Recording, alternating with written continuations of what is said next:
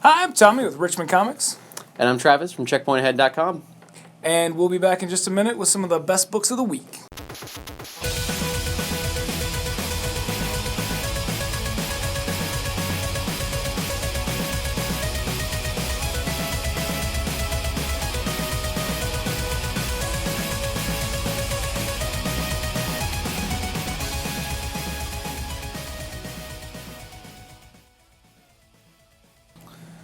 So my runner-up for pick of the week this week is Guardians of Nowhere number 4.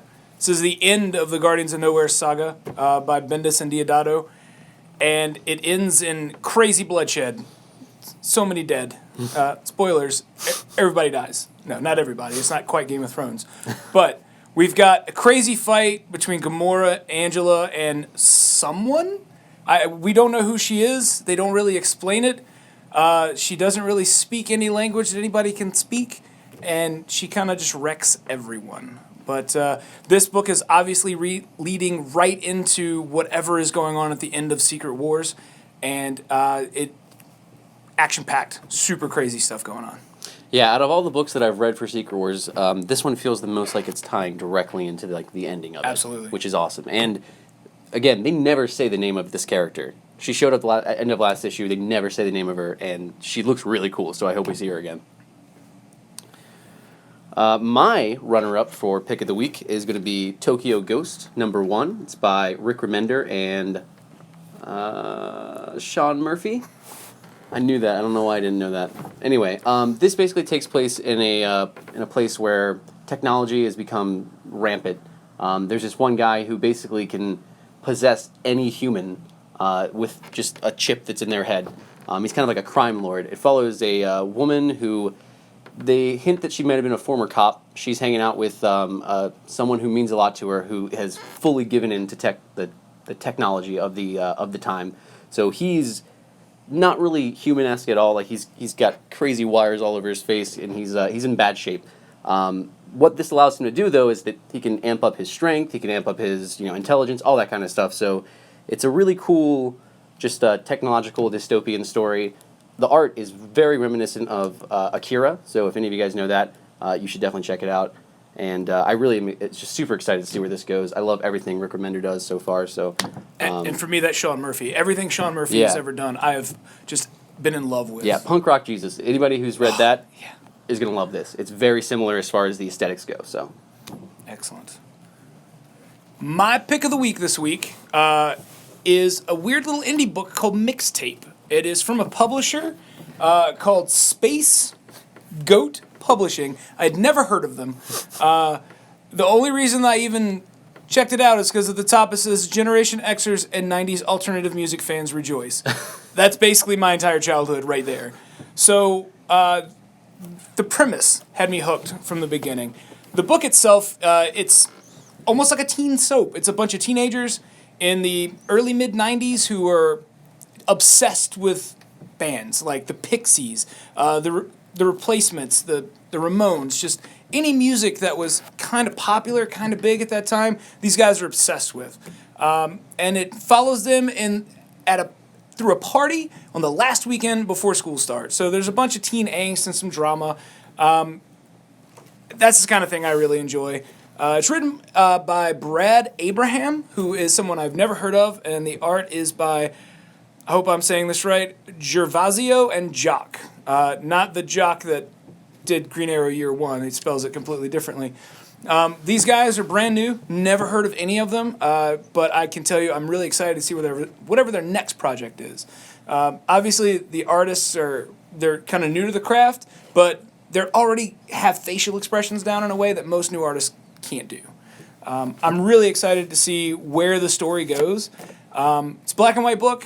Weird little indie thing. If that's kind of your taste, I would recommend you check it out. Yeah, it sounds really interesting. I love black and white books. You can really appreciate the art, I feel like, when the color's not there. Absolutely. I mean, not to say the color's not great, because it is.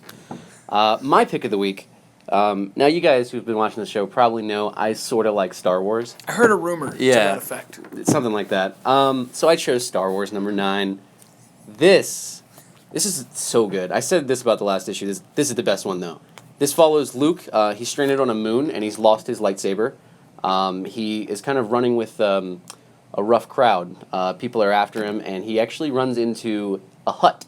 Not any hut we've seen before. Probably the biggest hut we've seen before. Again, perfectly drawn by Stuart Immonen. In this, though, it follows him, and it also gives us some brief updates on Han Solo and his wife, Sana Solo. Princess Leia gets awesome moments where she pretty much just headshots like 3 stormtroopers in a row. It's amazing. So I mean, it's really like the biggest, coolest thing is with Luke, because you see him in the slums of this moon fighting for his life, and at the end, when it comes time to rescue Luke, they may not be going that route. So it's pretty interesting to see what happens to him. All the Star Wars books have just been fantastic. Absolutely. Got some of the best writers and artists in the industry working on these books. Yeah, it's really exciting. Top dogs, absolutely. All right. Now it is time for trivia. Yeah.